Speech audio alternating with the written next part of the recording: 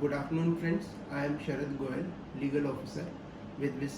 Bharti Chaudhary, my colleague from Management Department plus CRM.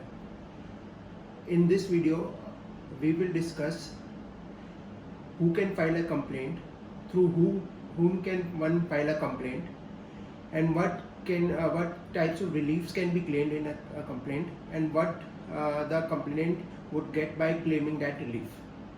तो मैं शुरू करूँगा पहले who can file a complaint पहले फर्स्ट ऑफ ऑल बायर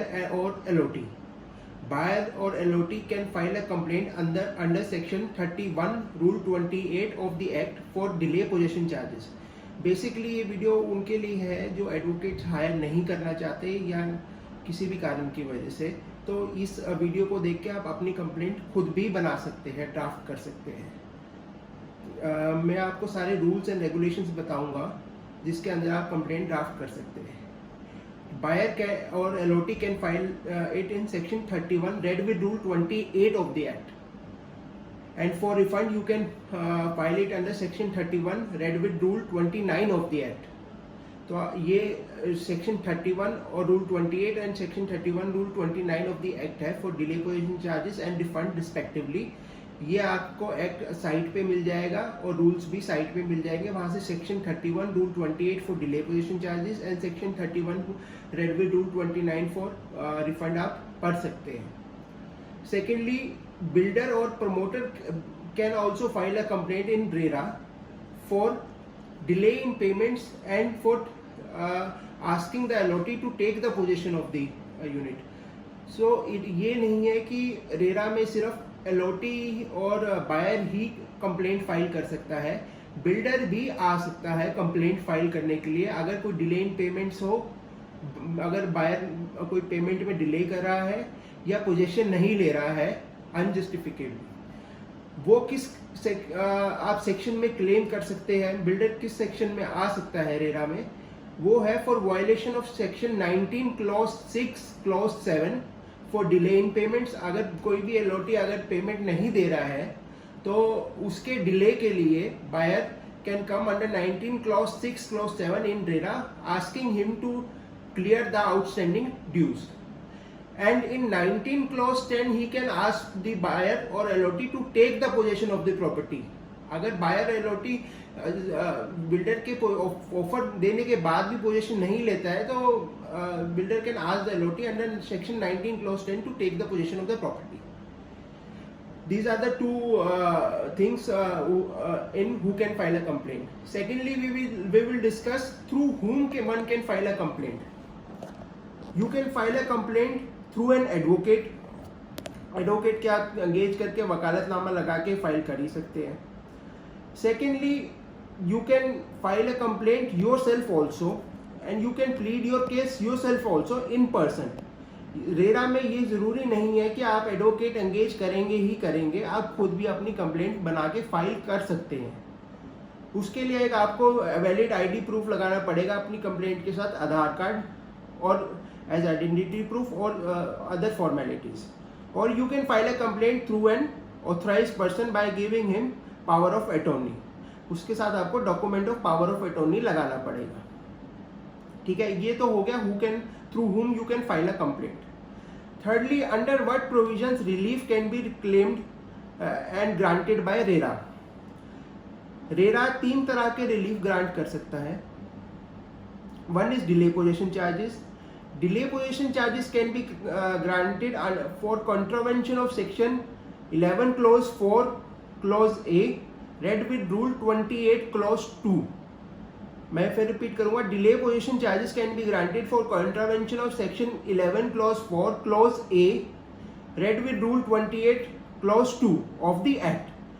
ये आप एक्ट में जाके रूल सेक्शन और रूल पढ़ेंगे तो आपको समझ आ जाएगा कि डिले पोजीशन चार्जेस किस सेक्शन की कॉन्ट्रावेंशन के लिए क्लेम कर सकते हैं आप. Secondly, refund can be granted for contravention of section 11 clause 4 clause A and 19 clause 4 read with rule 29. Refund can be granted for contravention of section 11 clause 4 clause A and 19 clause 4 read with rule 29. तो ये भी आप section और rule act में से पढ़ सकते हैं. Compensation can be granted for contravention of section 12, 14, 18 and 19 of the Act. 12, 14, 18 and 19 of the Act. Okay. अब नेक्स्ट में डिस्कस करूंगा what can be the relief that can be claim from RERA. 4 types of relief can be claimed from RERA. Earlier also I have discussed delay possession charges. Delay possession charges can be claimed and refund and compensation can from the authority, and refund and compensation can be claimed from the adjudicating officer. Authority has power to grant delay possession charges under section 18 clause 1 rule 15 of the act. अगर मतलब authority अगर आपको grant करेगी delay position charges, authority की power किस section में है grant करने की? वो है 18 clause 1 red with rule 15 of the act. Second, जो अथॉरिटी वो एजुडिकेटिंग ऑफिसर जो रिफंड ग्रांट कर सकता है, refund can be granted under 18 clause 1 section red with rule 16 of the act. 18 clause 1 section red with rule 16 of the act. तो refund authority इस section के अंदर ग्रांट कर सकती है. कंपनसेशन हमें किस सेक्शन के अंदर मिल सकती है? Compensation can be granted under section 18 clause 2 clause 3 red with rule 29 of the act. और जो फोर्थ मोस्ट इंपॉर्टेंट एंड जो आजकल सबसे ज्यादा इशू आ रहा है, that is of structural defect. Authority has power to give direction for contravention of section 14 of the act to the promoter to rectify the defect within 30 days. If the builder does not rectify defect in 30 days, he is entitled for compensation before the adjudicating officer. This application for removal of defects can be filed within 5 years of handing over of possession. मतलब structural defect का आज के दिन सबसे ज्यादा important issue इसलिए है क्योंकि लोगों को पोजेशन तो मिल रहा है, लेकिन 90% of the people are not happy with the apartment and quality of the fittings they are getting. तो एक ये नया इशू हमारे पास आ रहा है स्ट्रक्चरल डिफेक्ट का. एलओटी अगर कोई उसके स्ट्रक्चरल डिफेक्ट है तो वो उसके पास क्या रेमेडी है? उसका नुकसान तो हो चुका, लेकिन उस नुकसान की भरपाई के लिए वो क्या स्टेप ले सकता है? अब कहाँ जा सकता है जो उसके चीटिंग हुई है?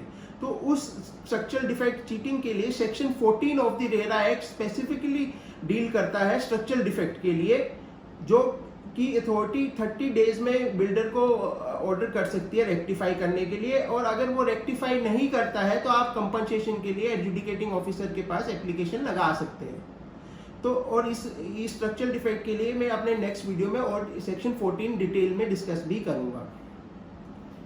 अब अगर हम नेक्स्ट अपने पॉइंट पे आते हैं, at what percentage delay position charges can be given by RERA and under what provision? Delay possession charges are given by RERA on State Bank of India highest marginal interest lending rate plus 2%. मान लीजिए state bank of India का highest marginal interest rate आज 8.55% है, तो आपको जो delay position charges मिलेगा वो एट 10.55 मिलेगा रेट ऑफ इंटरेस्ट. मतलब 8.55 स्टेट बैंक ऑफ इंडिया का हाईएस्ट मार्जिनल रेट है प्लस 2% उसके ऊपर. ये फ्लोटिंग होता है, फ्लक्चुएटिंग होता है, एज एंड व्हेन चेंजेस होता है उसके हिसाब से आपको डिले पोजीशन चार्जेस मिलेगा. और ये किस रूल के अंडर मिलेगा? रूल 15 ऑफ द एक्ट में मिलेगा. ये रूल साइट पे अवेलेबल है, आप रूल 15 डालेंगे तो रूल 15 की डिटेल्स आ जाएंगी. Under what section directions can be given? Authority किस सेक्शन के अंडर डायरेक्शंस दे सकती है ये रिलीफ ग्रांट करने के लिए? ये है under 34 clause F for delay position charges. Act का 34 क्लॉज एफ सेक्शन है जिसके अंदर अथॉरिटी ये डिले पोजीशन चार्जेस की डायरेक्शंस दे सकती है. And for refund under section 71 and 72 of the act, refund और कंपनसेशन के लिए एडजुडिकेटिंग ऑफिसर 71 और 72 में डायरेक्शन दे सकते हैं एक्ट के.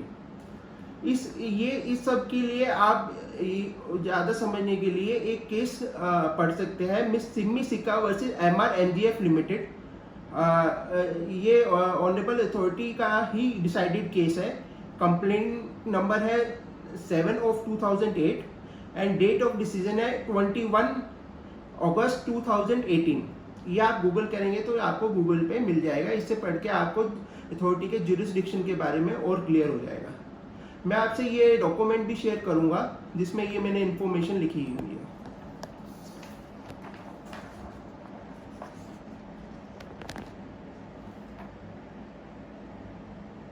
जूम कर सकते